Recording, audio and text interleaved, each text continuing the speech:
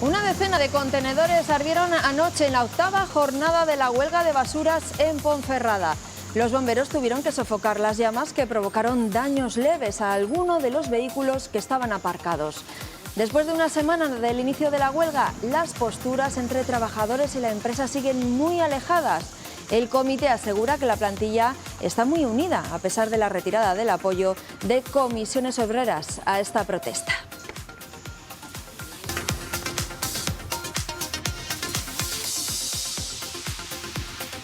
Hola, ¿qué tal? Ya ven, pasan los días y el conflicto de las basuras de Ponferrada, lejos de solucionarse, parece complicarse aún más. Hablaremos de ello y también de la que es, sin duda, la noticia del día, esa moción de censura que presenta Vox y que lleva debatiéndose desde las 9 de la mañana. El primero en tomar la palabra ha sido Santiago Abascal, luego Pedro Sánchez, el presidente del Gobierno, y a esta hora está hablando el candidato que la presenta, Ramón Tamames. Enseguida les contamos las declaraciones que se han producido hasta el momento, que se han dicho unos y otros. Nos iremos también en el programa hasta Düsseldorf, en Alemania, porque allí se está celebrando ProWein, una de las ferias dedicadas al vino más importantes del mundo. Allí están productores de nuestra comunidad. Hablaremos con uno de ellos, con el creador de Dominio de Ecología. Y en el análisis, pues hoy, 21 de marzo, día del síndrome de Down, hablaremos de eliminar prejuicios que aún están presentes en la sociedad. Las asociaciones y ellas mismas, las personas con síndrome de Down y sus familias, reclaman su derecho a una inclusión plena. Aquí comienza Está Pasando.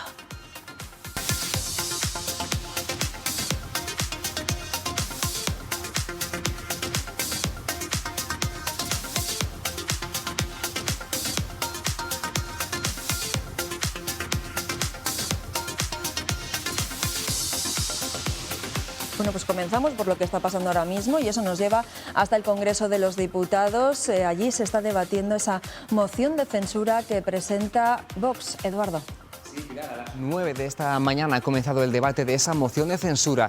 No se esperan sorpresas porque ya conocíamos un borrador del discurso de Tamames, sabíamos que Núñez Feijóo no iba a estar y que la moción fracasará mañana porque no cuenta con los apoyos suficientes. Esto que ven es la señal en directo del Congreso de los Diputados, donde continúa el debate. Ya saben que primero interviene el promotor de la moción, Vox, luego el presidente del Gobierno y ahora en directo el candidato a la presidencia del Gobierno, Ramón Tamames. Más tarde será el turno del resto de grupos parlamentarios y mañana miércoles tendrá lugar la votación. Escuchamos qué dice Tamames en este instante de la mañana.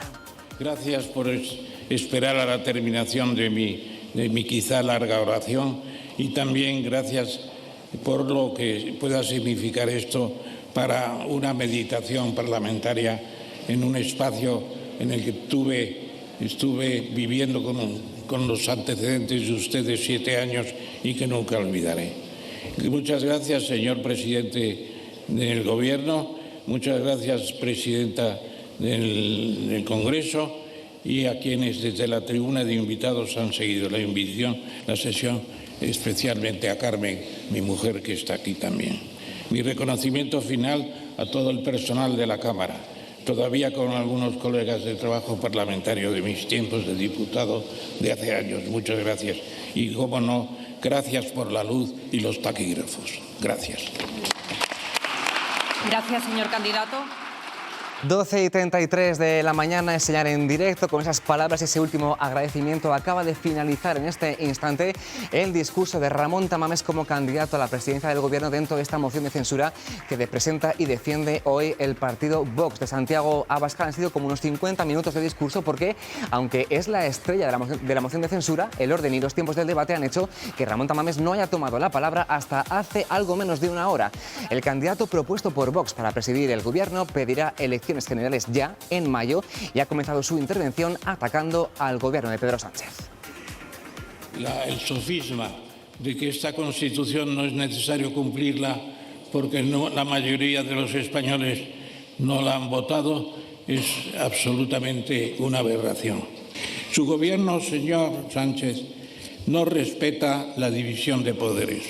Montesquieu es un visitante molesto, porque están ustedes haciendo muchas cosas, y lo hemos visto con el Consejo de Poder Judicial, etcétera, en contra de esa división de poderes, haciéndose con el control del poder de la justicia desde el poder ejecutivo. el Tito Berni y sus colegas están tratando de encubrir algo que ha sucedido en parte en sede parlamentaria. Es la primera vez que ocurre semejante cosa. Que tengan aquí en sus despachos algunos su propia oficina de transacciones ilegales completamente. Así comenzaba Tamames su discurso, su defensa de por qué es el candidato a presidir el gobierno. 12:35 de la mañana, ha finalizado ya su intervención y ahora es el presidente del gobierno, Pedro Sánchez, quien tiene que responder a esa intervención de unos 50 minutos del candidato, el profesor Ramón Tamames. Pero la mañana ha comenzado con el debate entre Santiago Abascal, que presentaba y defendía al candidato, y Pedro Sánchez. El líder de Vox ha llamado a Sánchez político caducado y el presidente del gobierno ha calificado al partido de Abascal como el glutamato de la derecha. Al PP, el presidente de Vox le pide que haga borrón y cuenta nueva y que mañana vote a favor.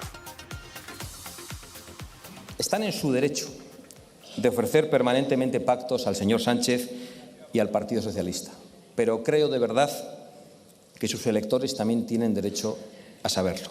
Tienen derecho a saber cuál es su modelo de España, tienen derecho a saber exactamente y el motivo verdadero por el que ustedes no apoyan esta moción de censura y la exigencia de elecciones anticipadas el 28 de mayo.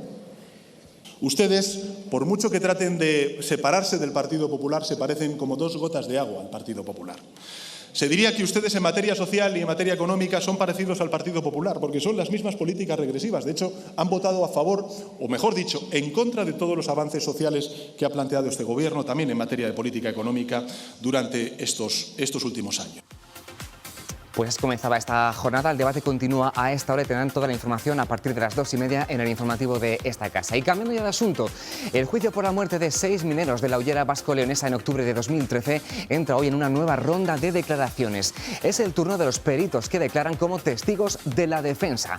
Ayer, técnicos de minas y funcionarios de la Junta que elaboraron el informe del suceso dijeron que había riesgos, que se jugó a la ruleta rusa y que el taller debió haber parado y tomar medidas. Roberto Núñez, cuéntanos más. Buenos días.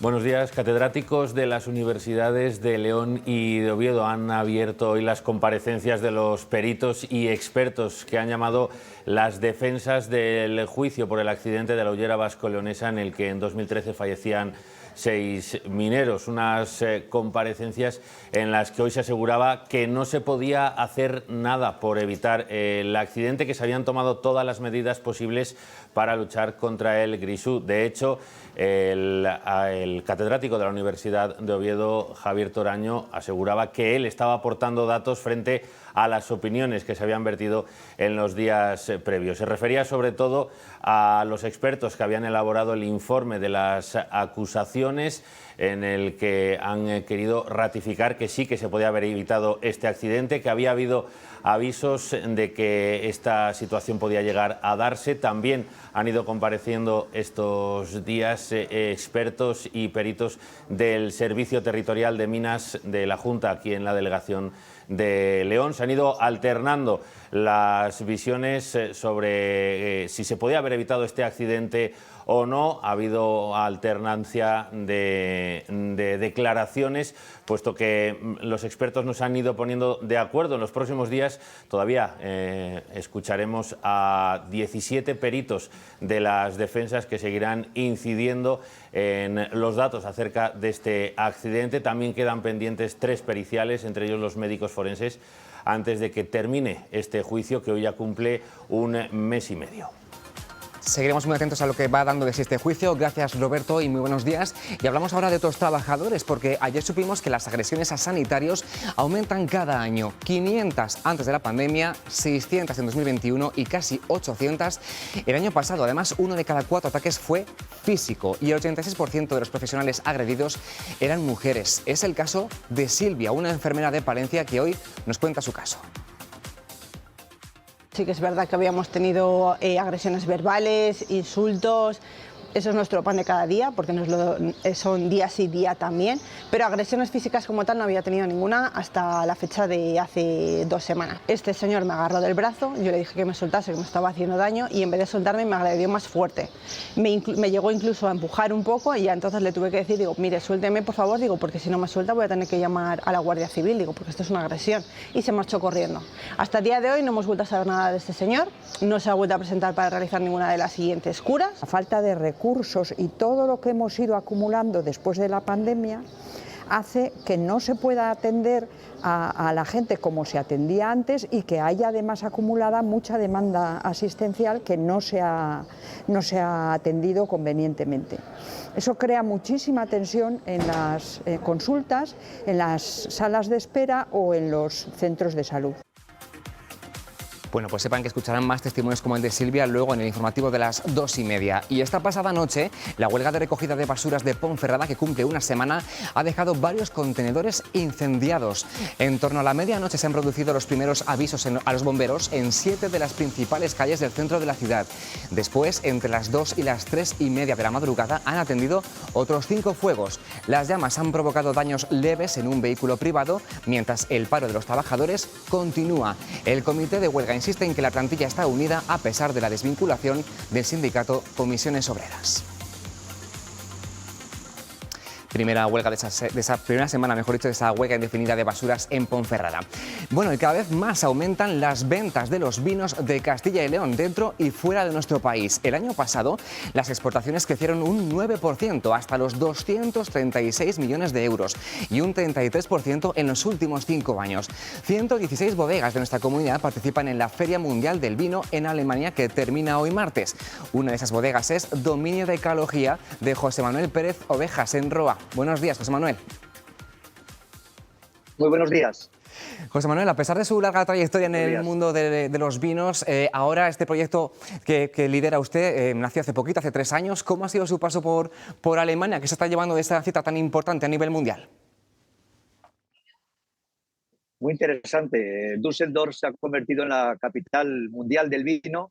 Aquí se dan cita buenas bodegas, las bodegas más importantes de Francia, Italia y, por supuesto, España. Ya que estamos en el pabellón español, pabellón 11, presentando proyecto Dominio de Calogía a los importadores y periodistas que se han dado cita y que han venido a conocer nuestro stand y, sobre todo, darnos la posibilidad de explicar el proyecto Dominio de Calogía a todos ellos. José Manuel, acaba de ser nombrado mejor enólogo 2023 en OMAC, otra importante feria en Zaragoza. ¿Cómo son los vinos que elabora usted ahora en esta nueva andadura?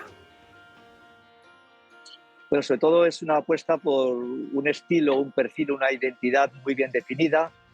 Busco sobre todo un Ribera del Duero auténtico, un Ribera del Duero de terruño, buscando la sutileza, la elegancia, la complejidad, la finura, el equilibrio. En definitiva es un estilo personal y sobre todo con una interesante frescura que le permite al vino un gran potencial de envejecimiento. Son vinos longevos, vinos que tienen estructura, pero insisto, con la redondez y ese tanino fino y aterciopelado que lo hace muy sutil y muy elegante. Es pura seda, realmente en la boca es espectacular y así lo han visto sobre todo los importadores que han venido a Dominio de Calogía, de importadores del Reino Unido, de Bélgica, de Suecia, Estados Unidos, Alemania, en fin.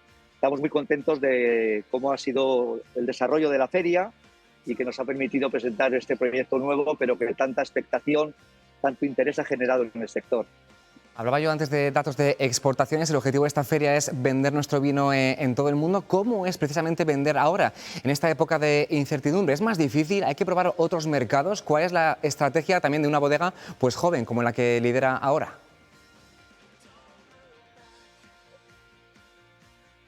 Bueno, es una estrategia sobre todo venir sobre todo con honestidad, con rigor, pero sin complejos, sabiendo que hay grandes vinos en otros países, pero el mercado apuesta por proyectos personales, proyectos pequeños, proyectos singulares, vinos únicos que tienen pues, digamos, una singularidad y que de alguna manera tenga ese factor de diferenciación, ¿no? Tenemos un terruño privilegiado, unas viñas propias y sobre todo una forma de elaborar que permite embotellar el paisaje. Ahí estamos ubicados en Roa de Duero, en pleno corazón de la Ribera del Duero, y por ahí van los mercados. Creo que las tendencias también tenemos que tener en cuenta cómo nuestro vino es percibido. Y en ese sentido, cuando uno emprende este proyecto personal, tenemos que ir sobre todo con esa capacidad de comunicar bien y de trasladar bien este mensaje, ¿no? Contar bien lo que hacemos, el terruño que tenemos, la forma de elaborar y de alguna manera pues tener claro que tenemos un proyecto muy bueno entre las manos, una originalidad, y creo que el mercado lo está valorando muy positivamente. Estamos muy contentos, muy satisfechos de la respuesta, de cómo ha sido acogido Domino de Ecología, del interés que ha generado en el sector y que en tan poco tiempo se está desarrollando la marca a gran velocidad. Y por eso, pues así nos lo trasladan, que vamos en una buena dirección. También es cierto que hemos empezado con una gran cosecha como fue 2019, y esto nos ha permitido un buen lanzamiento. Sin duda, pues un proyecto personal que acaba de nacer, pero sobre todo con mucha ilusión para poder en poco tiempo posicionarnos en lo más alto. Pues a seguir embotellando ese paisaje de la Ribera del Duero y a distribuirlo por todo el mundo. José Manuel, muchísimas gracias por acompañarnos. Suerte. Muchas gracias a ustedes. Un saludo para todos. Un saludo. Hasta Düsseldorf. Bueno, y hoy 21 de marzo es el día del síndrome de Down y a partir de este momento, Pilar, en el tiempo del análisis vamos a hablar de ello para ayudar a lo que quiere este colectivo este año, que es acabar ya por derribar estereotipos y prejuicios. Eso es, Eduardo. No somos un estereotipo, somos mucho más. Ese es el lema de la campaña que Down España ha elegido para este 21 de marzo, Día Mundial del Síndrome de Down. Su objetivo es cambiar la forma de ver a las personas con síndrome de Down, a menudo cargada de prejuicios que dificultan su inclusión en la sociedad. Estereotipos que, como vamos a ver, se contradicen con la realidad que viven las personas con síndrome de Down hoy en día. De ahí que ellos y sus familias reivindiquen que no les pongamos límites donde ellos no se los ponen. Hoy vamos a saludar a Manuel Velázquez, que es presidente de la Asociación Down Valladolid. Manuel, gracias por estar con nosotros hoy aquí en este día, ¿no?, tan importante para vosotros, para las asociaciones, para los padres de personas con síndrome de Down. Gracias, Manuel. También está con nosotros Sara Pérez. Sara tiene 22 años, está plenamente integrada en el mercado laboral. Sara, ¿qué he dicho mal? La edad. La edad, ¿cuántos años 25. tienes? 25, o sea, te había quitado 3. Sí. Vale, ya llegará el momento, Sara, que te quites años. Así que nada, pero de momento está muy bien que reivindiques tu edad, 22, porque cuando uno es joven, ¿verdad?, quiere decir los años que tiene. Sí, señor. Luego tenemos también a Elena Jiménez y a Francisco Beltrán de Heredia, que son los padres de esa niña, de esa preciosidad que estamos viendo. Se llama Elisa. Muchísimas gracias a los dos por haber venido hoy aquí al programa y también por contarnos vuestro caso. Gracias. Nada. Y por videoconferencia nos atiende Alejandro Calleja, que es padre de Rubén, un joven con síndrome de Down. Él y su mujer llevan 13 años luchando porque se le reconozca a su hijo el derecho a una educación inclusiva que se le negaba por parte de la Administración. Luego vamos a hablar de su caso, pero voy a saludarle ya. Alejandro, gracias por estar con nosotros en este día. Hola, buenos días. Gracias por la invitación. Muchas gracias. Gracias a usted. Vamos a comenzar hablando de esa campaña contra los estereotipos que rodean a las personas con síndrome de Down. Antes hemos avanzado algo de por dónde va esa campaña, pero cuéntanos algo más, Eduardo. Empezaré contando que en 2011 la ONU designó este 21 de marzo como el Día Mundial del Síndrome de Down, una alteración genética causada por la existencia de material genético extra en el cromosoma 21 que se traduce en discapacidad intelectual. El lema de este año, de la campaña que avanzabas, Pilar, es no somos un estereotipo, somos mucho más. Su objetivo es cambiar la forma de ver a las personas con síndrome de Down, que a veces los miramos con prejuicios y con estereotipos que dificultan su inclusión en la sociedad. A ver si les suena alguno de estos. Generalidades como que son todos cariñosos, unos angelitos, otras más despectivas como que llevan vidas sin aspiraciones o metas, que son personas inactivas o que suponen una carga para la familia. Pues nada, cosas que contradicen la realidad de hoy, de estas personas, porque tienen vidas pues plenas, llenas de ilusiones y de muchas cuestiones por hacer, muchos proyectos, y por eso reclaman eso, una imagen acorde a la autonomía de la que ya disfrutan. Para demostrarlo, este año han hecho un experimento que es el vídeo de la campaña. De eso va el anuncio que estarán viendo estos días en los medios de comunicación. Un grupo de 25 personas, entre ellas una con síndrome de Down, ha contado qué es lo que suele buscar en Google, y con sus respuestas una analista de datos tiene que identificar quién ha escrito cada cosa, pero a la experta le cuesta mucho porque le ponen solamente las búsquedas de Oriol, el hombre con síndrome de Down. Y el que busca, pues cosas como qué ponen en el cine, trucos para ahorrar o cómo llevar una relación a distancia. Vamos, lo que buscamos absolutamente todos. Bueno, pues la primera pregunta va dirigida a Manuel. Podría parecer, Manuel, que hay situaciones que ya están superadas, pero bueno, con el día a día vemos que hay algunas cuestiones, algunos prejuicios, ¿no?, que todavía se mantienen en el tiempo, aún hoy. Así es. A mí me gusta, yo soy una persona optimista y a mí me gusta siempre ver la parte positiva, ¿no? Sí. En los últimos 30 años se ha avanzado muchísimo, pero a mí me gusta decir que no estamos todavía en el punto de destino. Y esta campaña lo que pretende es poner de manifiesto estos estereotipos que generalmente nos ocurre con todo lo desconocido, con aquello que no conocemos. Lo más fácil es colgarle una etiqueta y así no profundizamos, ¿no? La campaña lo que pretende es pues, que abramos un poco la mirada, que miremos más allá del estereotipo y que veamos la persona que hay detrás, y que en el fondo sus anhelos, sus miedos, sus cuestiones vitales son muy similares a los que no tenemos discapacidad. Claro, Manuel, porque esos estereotipos, esos prejuicios, como nos decías, está relacionado con el desconocimiento, ¿no? Más bien con las dudas y con las incertidumbres que tenemos nosotros, la sociedad, ¿no?, acerca de las personas con síndrome de Down, que es más bien con lo que nosotros sentimos, más que con lo que ellos pues puedan tener o no tener, ¿no? Claro. Al final, el síndrome Down, como bien decía el compañero Eduardo, no deja de ser una condición genética que tiene una serie de características. Una de ellas es una discapacidad intelectual, pero eso no anula a la persona sigue estando ahí. Y lo que llevamos viendo en los últimos 30 años, todo el movimiento asociativo en España y en el resto de países del mundo, es que trabajando adecuadamente y prestando los apoyos y dándoles tiempo, al final estas personas lo que necesitan es un poquito más de tiempo, son capaces de estar en la escuela, de avanzar en la escuela, son capaces de estar en trabajos, ¿no?, como ahora nos contará Sara, son capaces de vivir con apoyo, pero son capaces de vivir de una manera autónoma e independiente, ¿no? Y lo que tenemos que hacer, o lo que pretendemos hacer las asociaciones, es prestar esos apoyos para que estas personas puedan desplegar su potencial y sean felices, que es de lo que se trata, ¿no? Me imagino que, claro, echando la vista atrás, pues se ha recorrido ya mucho camino, se han dado muchos avances, pero claro, todavía queda mucho camino por recorrer, ¿no?, sobre todo en esos espacios que compartir entre todos, ¿no? Sí. Al final, por ejemplo, el caso que comentabais, ¿no?, de Alejandro y bueno, pues de Rubén, ¿no? Al final, todo el marco de derechos está ya escrito, no hay duda sobre los derechos que tienen las personas con síndrome Down, que hace 30 años sí que lo sabía, ¿no?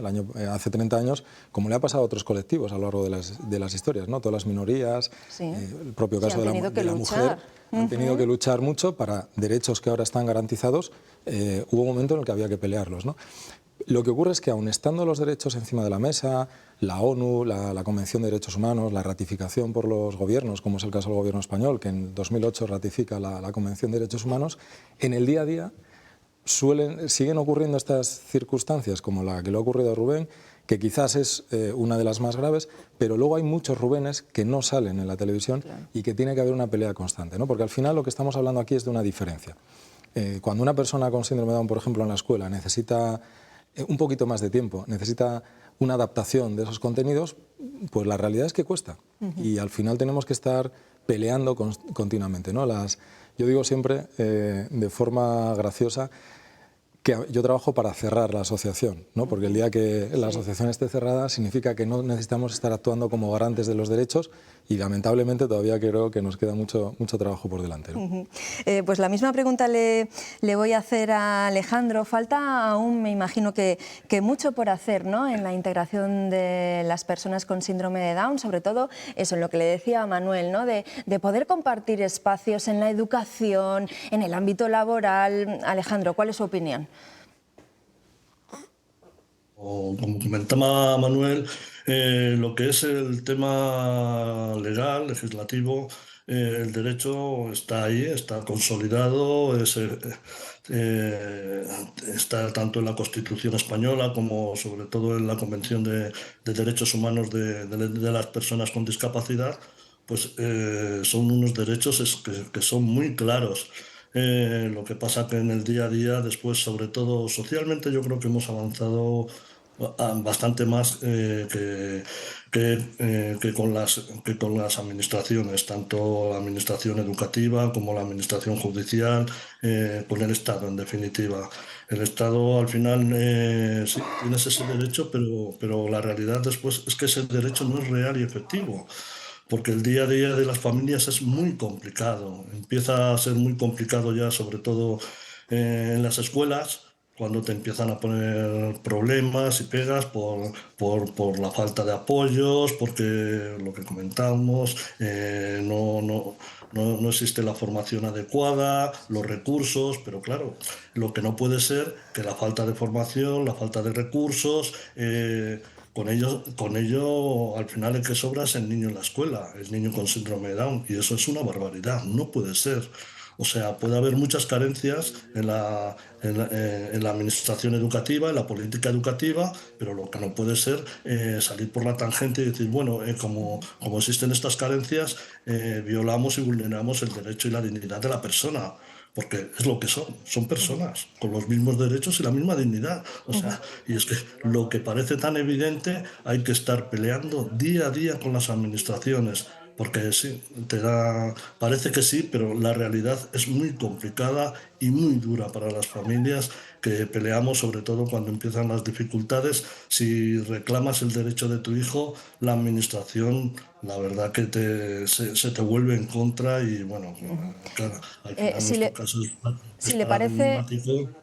Si le parece, Alejandro, como estamos hablando de su caso, vamos a recordar su historia, la de su familia y la de su hijo Rubén. Llevan muchos años peleando, llevan más de una década, creo que exactamente ya llevan 13 años peleando por la educación inclusiva y claro, le hemos pedido a nuestro compañero Eduardo que nos recuerde esa lucha y ahora hablamos sobre ello.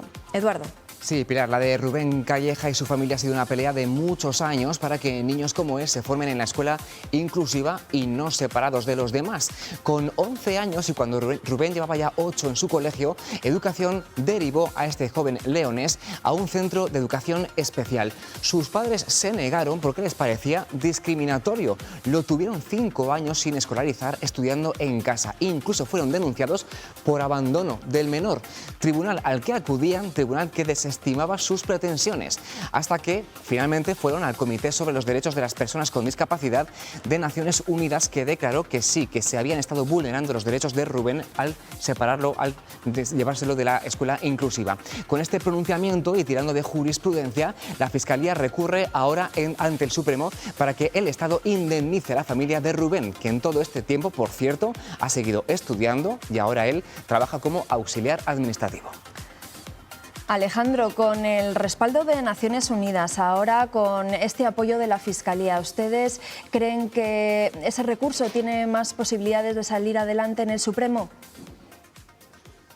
Eso esperamos. Es un proceso muy largo, muy duro. Ya llevamos 13 años, efectivamente.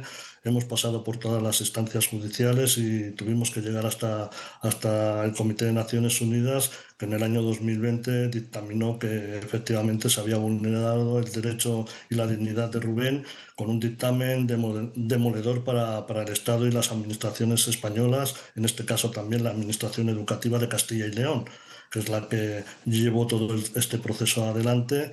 Y bueno, de los 50 artículos de la Convención de los Derechos de las Personas con Discapacidad, se demostró que en el caso de Rubén se violaron 6 artículos. Una barbaridad, más del 10% de la Convención saltó por los aires.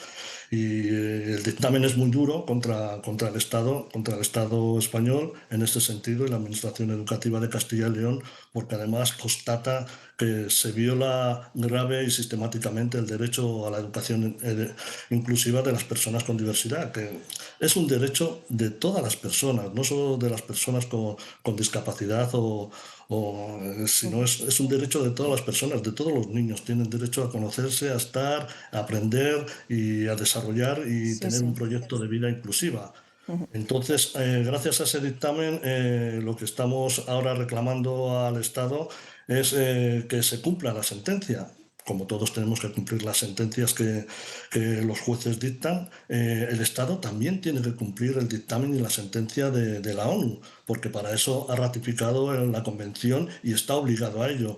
Encontramos una resistencia muy grande por parte del Estado porque, claro, no quiere que en este sentido es muy complicado admitir todo este dictamen y en ello estamos. Hemos recurrido a la Audiencia Nacional no reconoce el dictamen del Comité de Naciones Unidas y ahora estamos en el proceso de acudir al Tribunal Supremo con el aval de la Fiscalía de la Audiencia Nacional, que nos apoya en este sentido. Y al final ya no es tanto para Rubén, que Rubén actualmente pues ya tiene su proyecto de vida inclusivo encaminado, tiene 23 años, está trabajando, ha estudiado, ha titulado, con toda nuestra batalla y nuestra resistencia y nuestra lucha, sino sobre todo porque es un gran cambio, sobre todo social.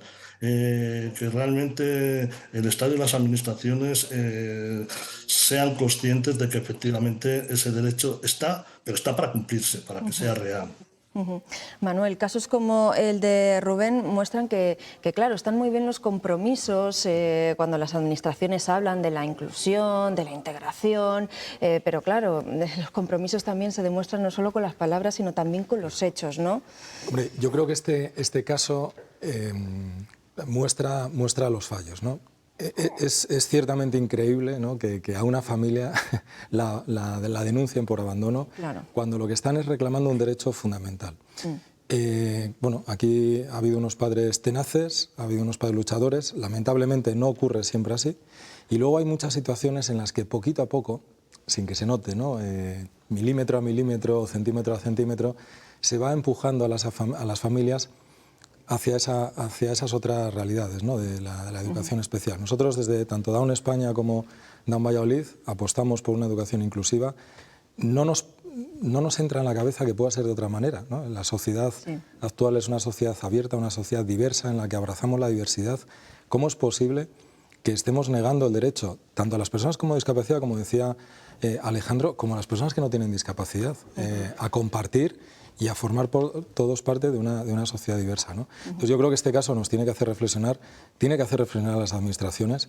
Se habla muchas veces de recursos y no es una cuestión de recursos, es una cuestión de voluntad. Claro. Es una cuestión de voluntades, única y exclusivamente. Cuando se habla de recursos, realmente se está utilizando una excusa para ocultar que haya una voluntad y un querer que esto salga adelante. Sí, para no afrontar voluntades, eso es. Además, bueno, pues la campaña de este año hace ver también la diferencia en cómo vemos a las personas con síndrome de Down y cómo se sienten ellos. Y se lo vamos a preguntar a Sara. Sara, tú has demostrado que cuando uno se propone una cosa, la puede llevar a cabo, ¿no, Sara?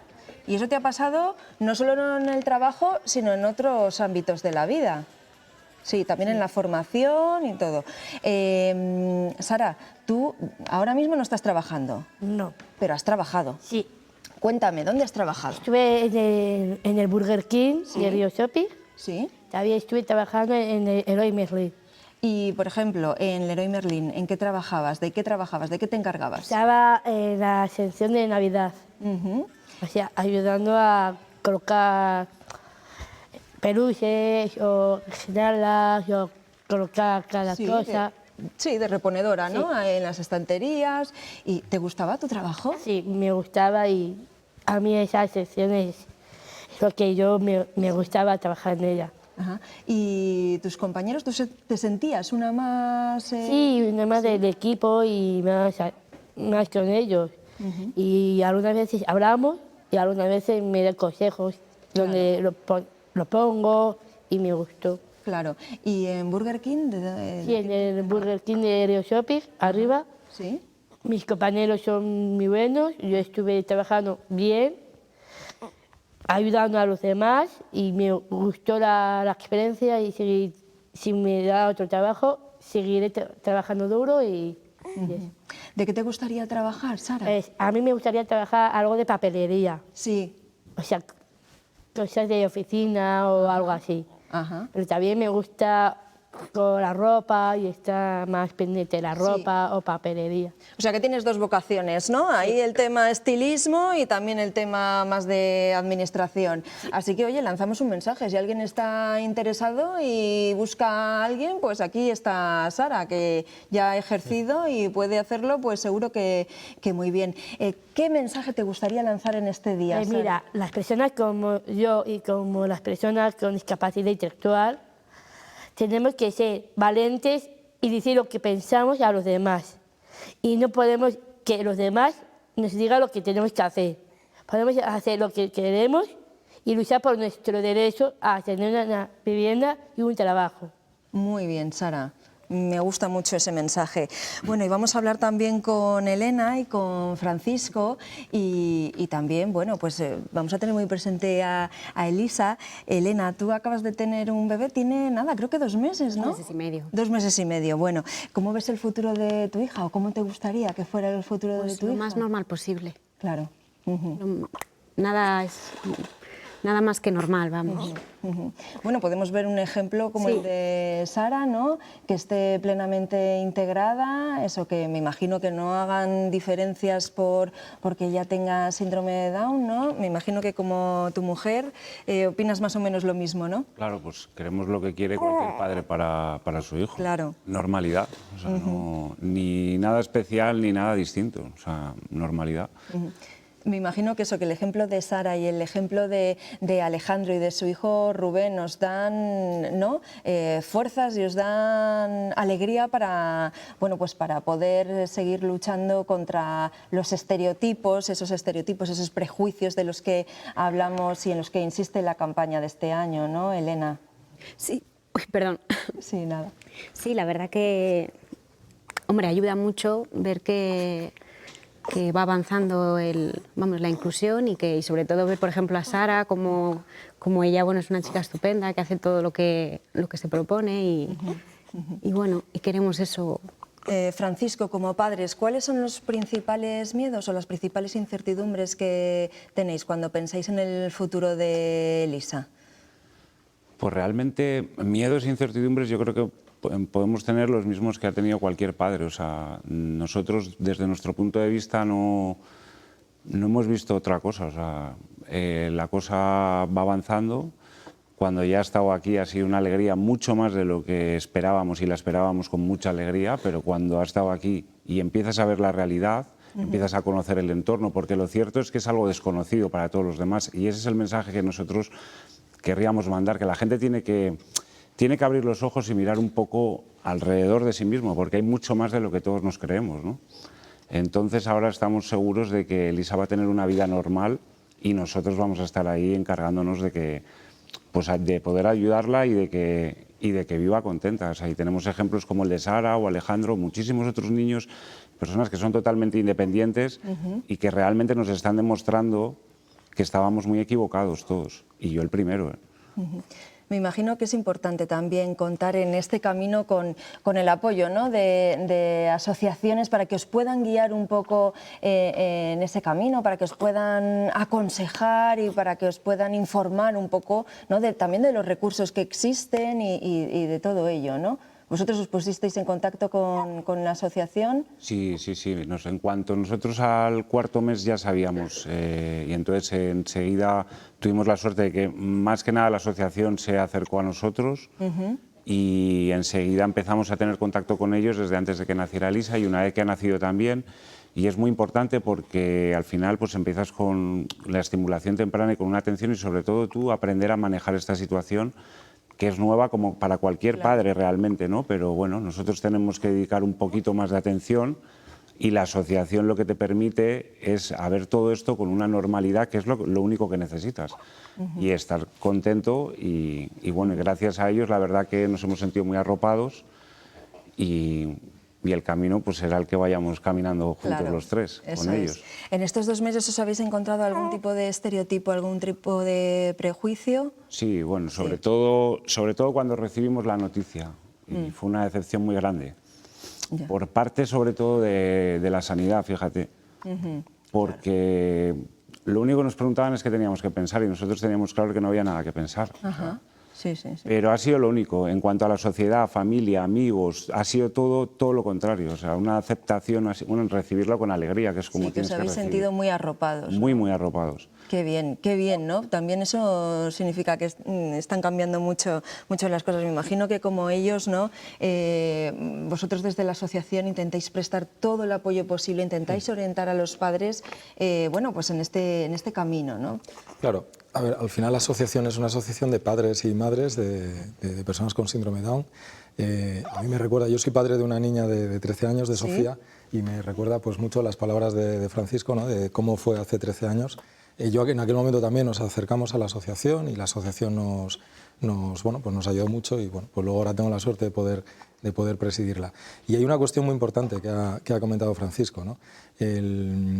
Nosotros de las asociaciones tenemos ahora una realidad que estamos observando y es que están naciendo muy pocas personas con síndrome Down porque lamentablemente no se les deja nacer, ¿no? Nosotros siempre en un tema como este, que es un tema sensible y con muchas realidades, nunca hemos entrado en el debate, ¿no? Pero lo que sí reclamamos es que los derechos, que no haya una discriminación en una interrupción de un embarazo porque haya una persona con una discapacidad, que esto también lo dice la Convención de Derechos Humanos de las Personas con Discapacidad y lamentablemente no está siendo así, ¿no? Hay muchas familias, como un poco lo que han comentado Fran, que realmente ya su lucha empieza antes de que la persona esté con síndrome de Down porque tienen que pelear con los médicos para que estas personas salgan adelante. No quiero decir desde aquí que todos los médicos sean así, médicas, obviamente, Sí, pero la sensación general es de que aquí hay algo que es diferente y vamos a ver tratarlo de una manera diferente cuando en ese momento lo que hay que dar es toda la información y todo el cariño y todo el apoyo para que luego las personas tomen la decisión que quieran tomar, ¿no? Pero que no se haga ya con un determinado sesgo y eso lamentablemente está ocurriendo. Claro que hay que procurar todos los apoyos para que esas personas pues puedan seguir avanzando a su ritmo, pero seguir avanzando. Pues con ese mensaje nos vamos a quedar. Muchísimas gracias a todos por haber participado en este programa. Además, qué bien que podamos haber contado con Sara y también con Elisa, con sus padres que hoy le han dado voz a Elisa. Ojalá dentro de muchos años podamos también tener a Elisa aquí para que nos cuente su experiencia aquí o donde sea, claro, porque el programa se acabe, pero muchísimas gracias a los 4, a los 5 y también le voy a despedir a Alejandro. Alejandro, seguiremos muy pendientes de esa lucha y cualquier novedad que se produzca, pues ya sabes, Alejandro, ¿nos la cuentas? Muy bien. Muy bien, yo solo quería, para rematar, pues a los padres que disfruten de Elisa, de su hija. O sea, es que es un momento único y irrepetible en ese sentido. Está aquí, efectivamente, y tiene que estar como persona, con derechos y dignidad. Que no la pongan ninguna traba. Que a los 3 años no la hagan un informe y un dictamen de escolarización a un centro especial. Porque eso es vulneración de su derecho humano fundamental. A Sara, que luche por sus sueños, que laboralmente pelee, y a las asociaciones que seamos incómodos con la administración. Es que no nos queda otra. Sí o sí tenemos que estar ahí en el frente luchando y peleando. Pues y como digo siempre, seguimos. Muchas gracias. Gracias, Alejandro. Qué bonito ese mensaje que os ha mandado y eso, a seguir luchando y peleando por los derechos de Elisa. Muchísimas gracias. Vamos a hacer una pequeña pausa. Vamos a estar después de la publicidad en Ávila porque se están celebrando allí unas jornadas sobre la mujer en las Fuerzas Armadas, así que hablaremos de ello, pero lo dicho, será después de la publicidad. Hasta luego.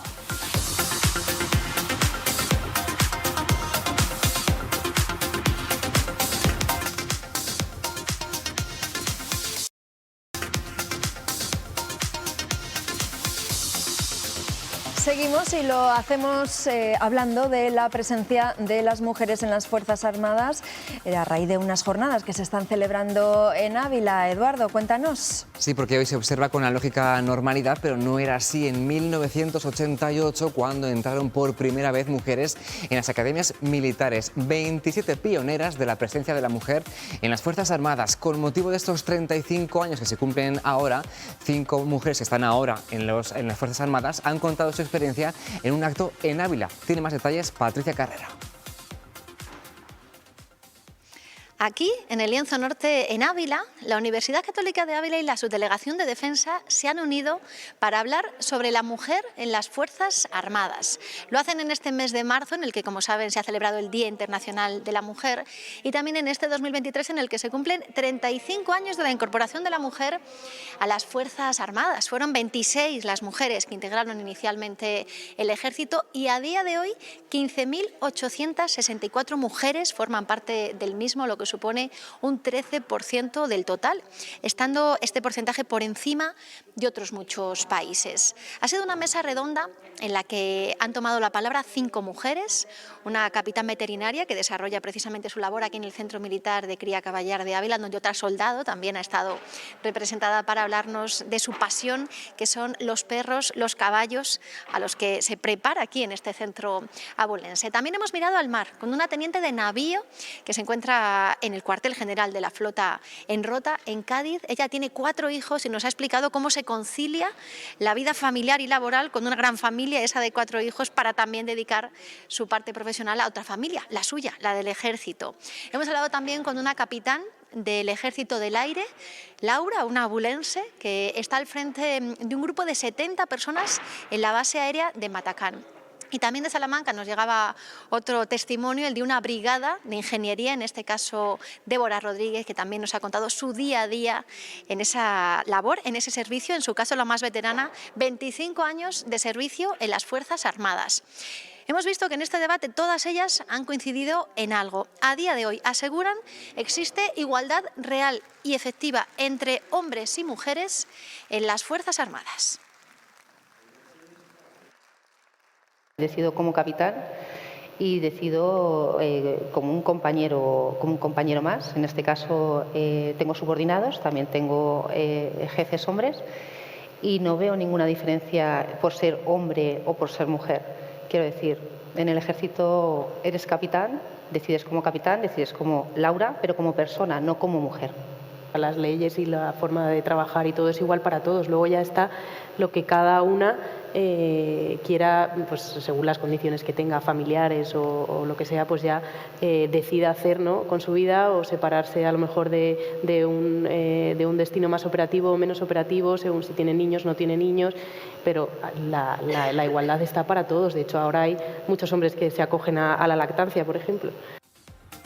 Pues otra de esas mujeres es Verónica Pérez, ella es capitán veterinaria del Centro Militar de Cría Caballar, también allí en Ávila. Verónica, buenas tardes. Hola, buenas tardes. Aquí está. Bueno, Verónica, ¿qué destaca de ese encuentro de Ávila? Es importante escuchar el testimonio de mujeres en las Fuerzas Armadas que durante mucho tiempo estuvieron excluidas, luego tuvieron una presencia prácticamente testimonial y ahora son casi 16.000. Bueno, pues yo creo que ha quedado claro que no hay una desigualdad, sino que hay una igualdad real en las Fuerzas Armadas, y cada vez más somos más mujeres en el Cuerpo Militar de Sanidad, como es mi caso, por ejemplo. Prácticamente el 50% somos mujeres, y bueno, esto es ya una realidad y somos uno más, independientemente del género.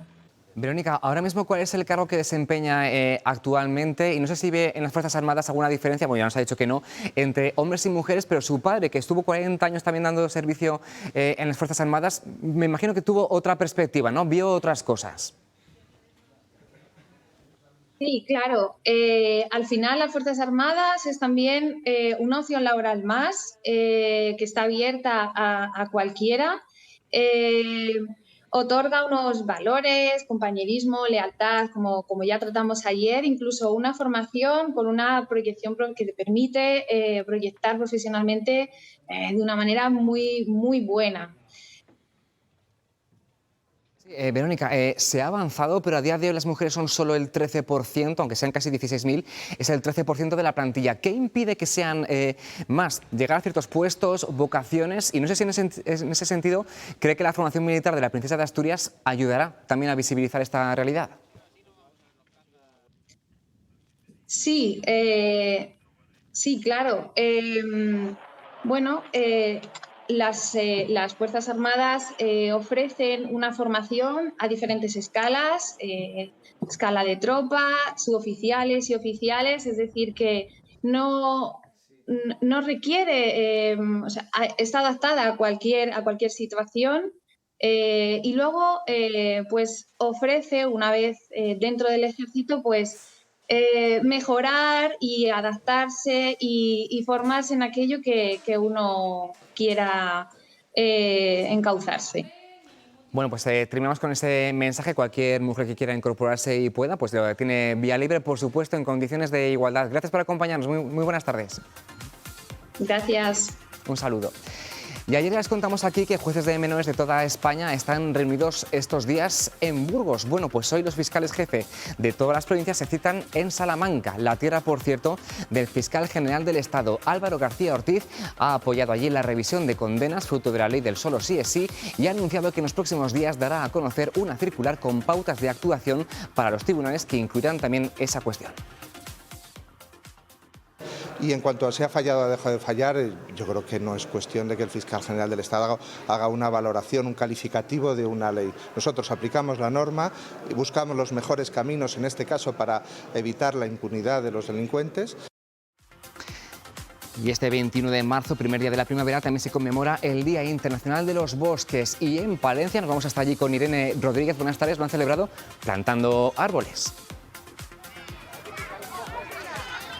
256 alumnos de centros escolares de Palencia han celebrado este Día del Árbol como mejor se puede hacer, plantando una docena de encinas en este parque de la capital. En esta jornada se les ha recordado la importancia de mantener en buen estado las zonas arboladas de esta ciudad. Solamente en el Monte el Viejo hay 1.500 hectáreas verdes y a ellas hay que sumar espacios como la Huerta de Guadián, la Isla Dos Aguas o el Parque de las Huertas del Obispo. Todos estos espacios hacen que Palencia sea una de las ciudades más verdes de toda España. Y ahora un poquito más, gracias Irene, buenas tardes, con esa plantación de árboles que en el futuro pues levantarán. Qué bien, ¿no? Estaban emocionados los chavales sí, ahí sí. plantando árboles, Claro. así que muy bien, ahí estamos haciendo que la ecología, eso Claro. es. Bueno, y así hemos llegado ya a la 1:25 pasadas de la tarde, así que nos marchamos, pero mañana volvemos a estar otra vez aquí a partir de las 12:30, ya saben. En directo y en Está Pasando. Que disfruten, hasta mañana.